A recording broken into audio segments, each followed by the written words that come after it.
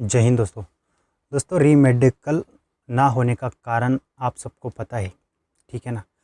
हर रोज़ कम से कम 200 से ज़्यादा कमेंट्स आते हैं इंस्टाग्राम पर, सिर्फ इंस्टाग्राम पर, यूट्यूब की बात नहीं कर रहा हूँ। यूट्यूब तो अलग है।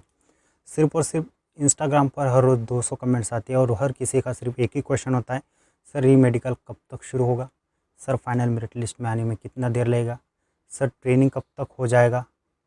मतलब एक ही सवाल बार बार एक ही सवाल पूछते रहते।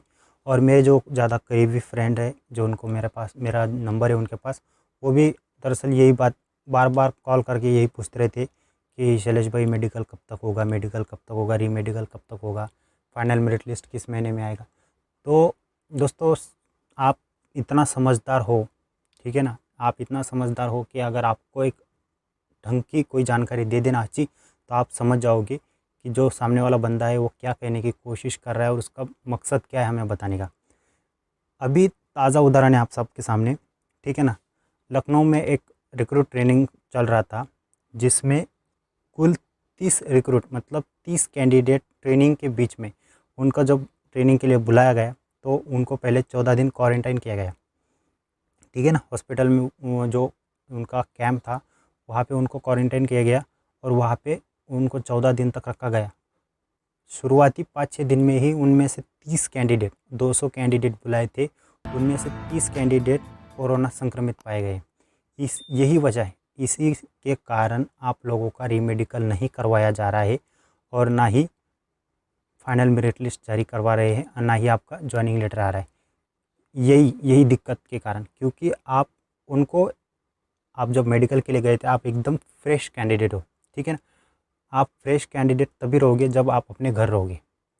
आप अगर घर से बाहर निकलोगे, कहीं पर भी सैर करोगे, कहीं पर भी जाओगे, ठीक है ना, कहीं पर भी आप बस में ट्रेन में जाओगे, तो आपको बहुत ही ज़्यादा चांसेस बढ़ जाते हैं संक्रमण होने का।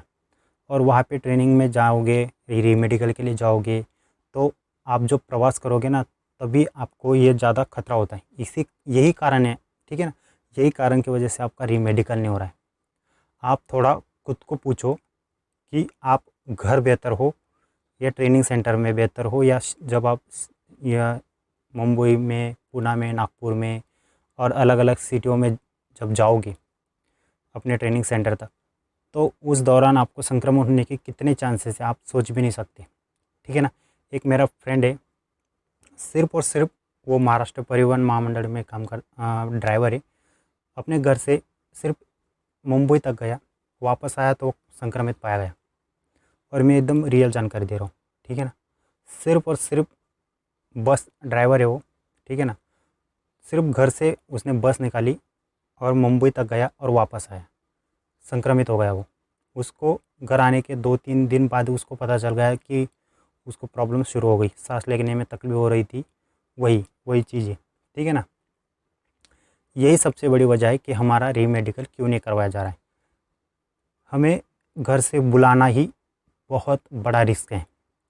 हमें एडमिट कार्ड देने के बाद कैंडिडेट कुछ भी करेंगे, लेकिन वो री मेडिकल सेंटर तक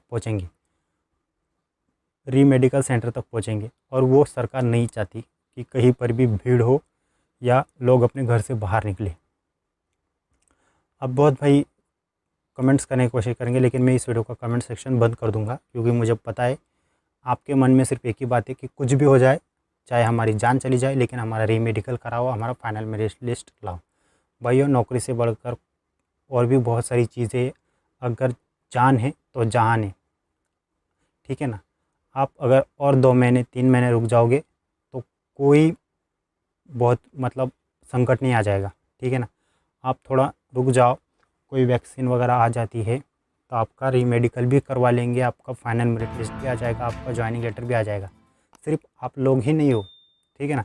कम से कम 1 लाख से ज़्यादा बंदे, मतलब कम से कम री मेडिकल फिट कैंडिडेट 70-80 हज़ार कैंडिडेट है, री मेडिकल फिट है वो, ठीक है ना। और 42,000 कैंडिडेट री मेडिकल वाले, तो मतलब कम से कम 1,30,000 के आसपास कैंडिडेट है जो राह देख रहे हैं। सिर्फ आप लोग ही नहीं हो, ठीक है ना।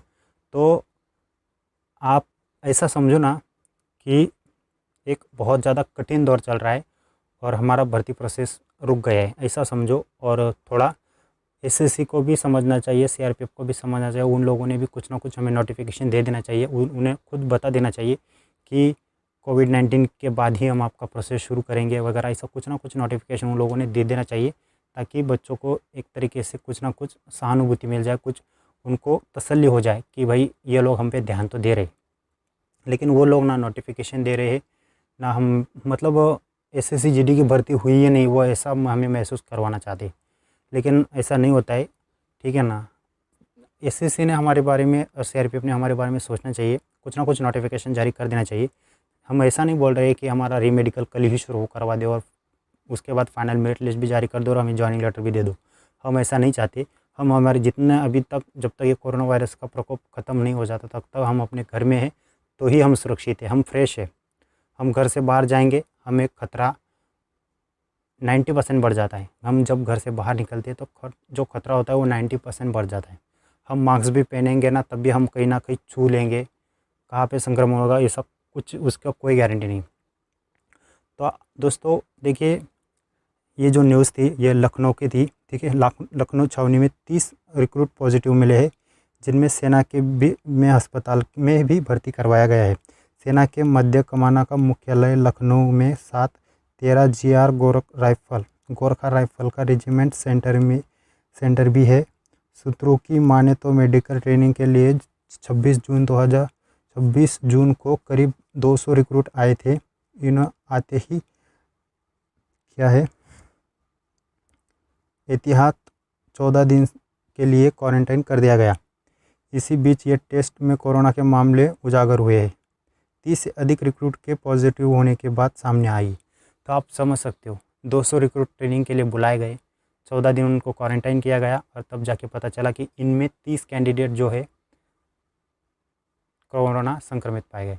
तो ये जो बच्चे थे 200 कैंडिडेट, ये जब अपने घर थे तो ये एकदम फ्रेश थे, लेकिन इन्होंने जब वहाँ पर पहुँचे ना ये, तब जाके ये सब सारा मसला हुआ। और जब इनको 14 दिन के लिए वहाँ पे भर्ती कर लिया गया, मतलब क्वारंटाइन किया गया, तब जाके उनको वो पॉजिटिव पाए गए। ये अगर इनका ज्वाइनिंग नहीं होता और ये घर ही रहते तो इनका ये प्रॉब्लम नहीं आता, कितना गारंटी दे सकता हूँ।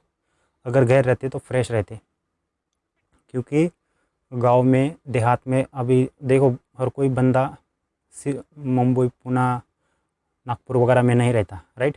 बड़ी बड़ी सिटियों में नहीं रहता, अपने गांव में ही रहते हैं और ज़्यादातर लोग तो गांव में ही भाग गए, राइट। तो इसी कारण बोल रहा हूँ कि अगर अपने घर रहते तो ये कैंडिडेट अच्छे रहते, फ्रेश रहते और इनको कुछ भी मतलब संक्रमण नहीं होता। तो आप लोग थोड़ा सोचो, दिमाग पे जोर डालो और अपने आप को पूछो कि ये टाइम आपका रीमेडिकल कराने लायक है या नहीं। आपको अंदर से जवाब मिल जाएगा कि नहीं है, टाइम बहुत ही ज़्यादा ख़राब है।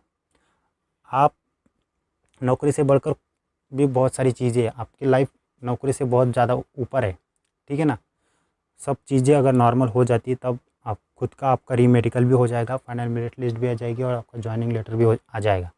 आप थोड़ा सब्र करो, मानता हूँ 5 महीने से सब्र कर रहे हो, फरवरी में आपका मेडिकल ख़त्म हो गया है, डीएमई ख़त्म हो गया है, उसके बाद आप राह देख रहे हैं। लेकिन इसमें ना कोई भारत सरकार की गलती है ना हमारी गलती है, राइट।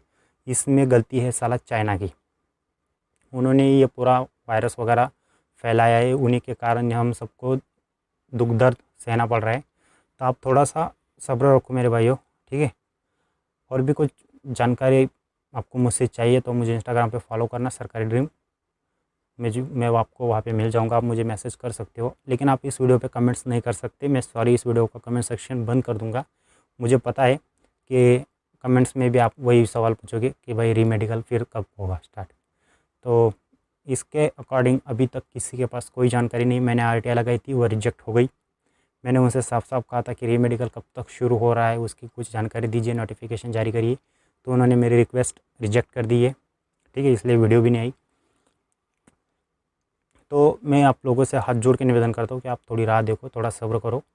बहुत ही जल्द हमारा कोरोना वायरस का जो मसला है ये ख़त्म हो जाएगा, कोई वैक्सीन आ जाएगी, ठीक है ना। अगस्त सितंबर अक्टूबर, अगर अपने ICMR ने भी बोला है कि 15 अगस्त के दिन वो कुछ वैक्सीन लॉन्च करने वाले, लेकिन उसके ट्रायल अगर अच्छे आते हैं तब जाके वो वैक्सीन आएगी, राइट। उसके अभी ट्रायल चल रहे, तो देखते हैं, ठीक है। आप थोड़ा सब्र करो भाइयों, उसका अगर कोई भी जानकारी आती है मैं आपको 100% बताऊंगा। लेकिन आप ऐसा मत बोलो कि रीमेडिकल होना चाहिए। अभी आपका रीमेडिकल कराने का बिल्कुल अच्छा टाइम नहीं है। आप समझ सकते हो, आप अपने घर में हो तो ही अच्छे हो। आप घर से बाहर जाओगे, समझ लो खेल खलास। ठीक है, और कुछ पूछना हो तो आप मुझे कमेंट सेक्शन में पूछ सकते हो इंस्टाग्राम पे। ठीक है, तो वीडियो अच्छी लगी तो लाइक और सब्सक्राइब जरूर करना। मैं मिलता हूँ आपको नए और फ्रेश वीडियो के साथ। तब तक के लिए धन्यवाद। जय हिंद, जय भारत।